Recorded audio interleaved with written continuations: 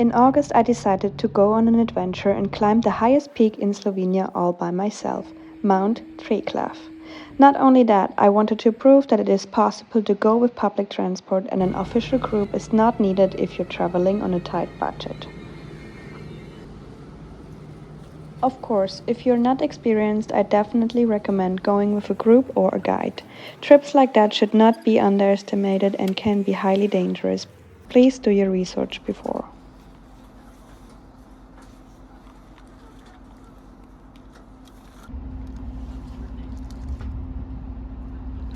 I took the train from Ljubljana to Jesenice, from where a bus brought me to a little town called Mojstrana. Here I rented my Via Ferrata equipment and went on a long 10-kilometer walk to the actual start of the trek.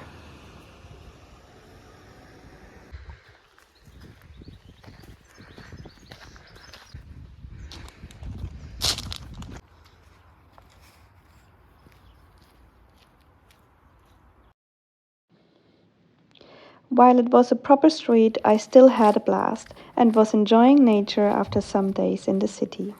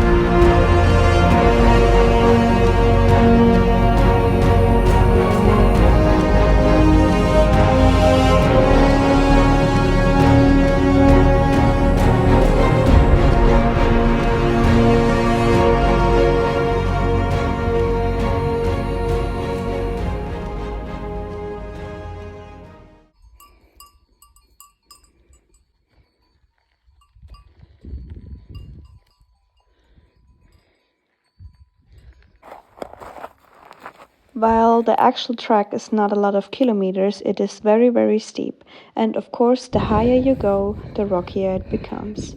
It felt a little bit like walking on the moon. I booked my bed for the night at Dom Blanca, and I was definitely ready for some rest and food once I arrived. So that's the room I'm staying in. It's like 5 beds. And I took the bed that's the closest to the charges. Yeah, so far nobody's here. Let's see if someone's coming. That's the view. It's freaking beautiful.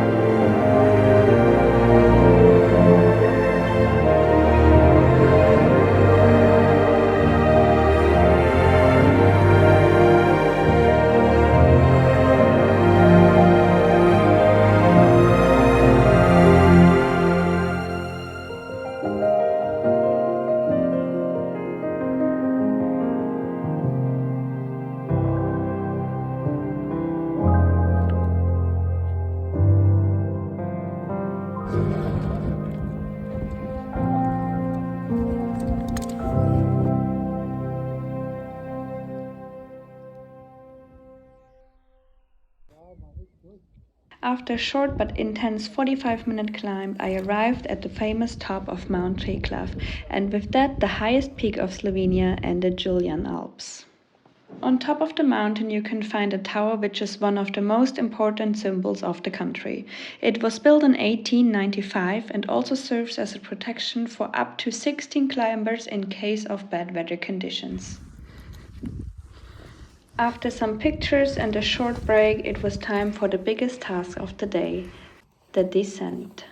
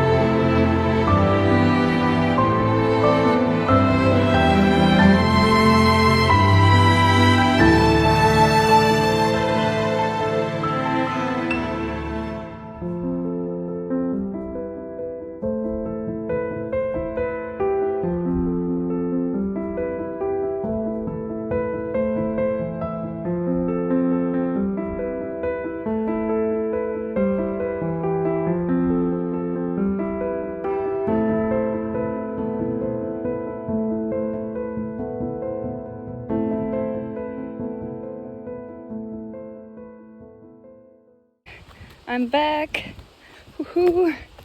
I made it to halfway point, more or less, where the trail actually starts. So now I have another 8 to 10 kilometers, I believe, to get down to the town again. I really hoped I would find someone to hitchhike, but it seems like everyone is just getting up to the mountain and nobody is getting down. So I'm just gonna continue walking and we see what happens. Well, nothing happened, and I ended up walking another 10 kilometers back to the bus station without any battery left on my phone. Let me tell you, I was exhausted, but also I was filled with new memories and unbelievably proud of myself. I challenge you to go out and seek adventure. It will be worth it, I promise.